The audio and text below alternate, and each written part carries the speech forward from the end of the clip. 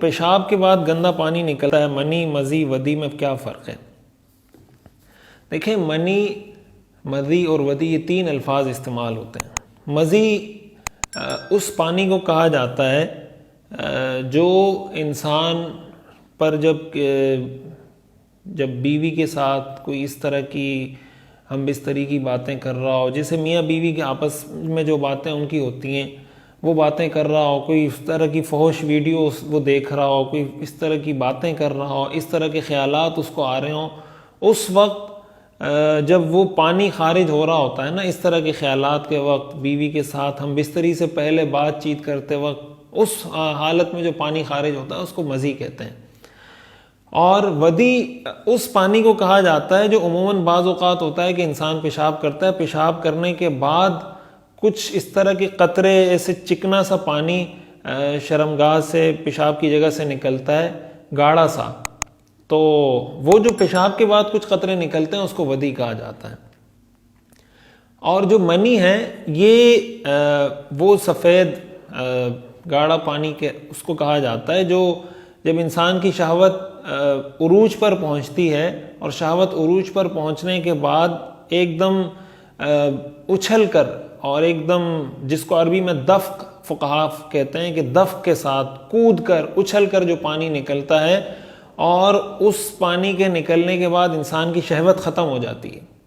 اس پہ جو شہوت سوار ہوئی ہوتی ہے وہ شہوت اس کی ختم ہو جاتی ہے اور وہ ختم ہو جاتی ہے، تو یہ جو پانی ہے اس کو منی کہا جاتا ہے۔ تو منی، مزی اور ودی یہ تین الفاظ استعمال ہوتے ہیں۔ منی کے نکلنے سے، اگر وہ شہوت سے منی نکلے تو اس سے غسل فرض ہوتا ہے، اور مزی اور ودی ان دونوں کے نکلنے سے وضو فرض ہوتا ہے۔ یعنی مزی نکلنے سے بھی غسل فرض نہیں ہوتا، ودی نکلنے سے بھی بعض لوگ پریشان ہو رہے ہوتے ہیں کہ پیشاب کے بعد اس طرح کا گاڑھا پانی آتا ہے، بعض لوگ اس کو منی سمجھ رہے ہوتے ہیں، تو وہ منی نہیں ہوتی، وہ ودی ہوتی ہے۔ تو اس سے وضو ٹوٹ جاتا ہے، آپ کو وضو دوبارہ کرنا پڑے گا۔ ہاں، البتہ اتنی بات ہے کہ منی، مزی اور ودی یہ تینوں ناپاک ہیں، یعنی کپڑے کو لگ گئے تو کپڑا آپ کو پورا کپڑا دھونا ضروری نہیں، جس جگہ پہ وہ ناپاکی، نجاست، گندگی لگی ہے اس کو آپ دھو لیں، اور دھونے کے بعد آپ اس کپڑے کو استعمال کر سکتے ہیں۔ تو یہ اس کی ساری تفصیل ہے۔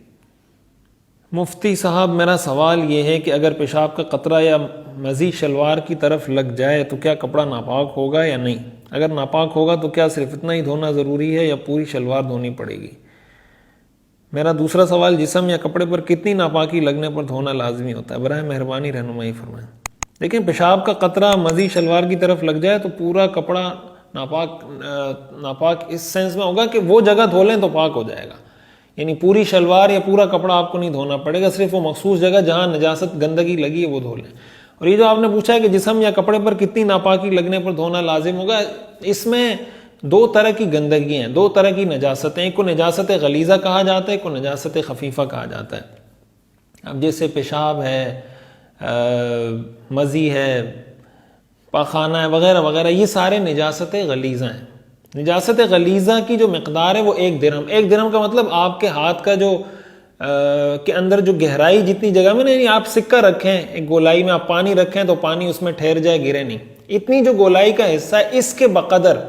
یہ اس سے کم معاف ہے، یہ اتنا ہو یا اس سے زیادہ ہو تو پھر اگر وہ لگا ہوگا جسم یا کپڑے پر تو آپ کی نماز نہیں ہوگی۔ اور اگر نجاست خفیفہ ہے تو نجاست خفیفہ میں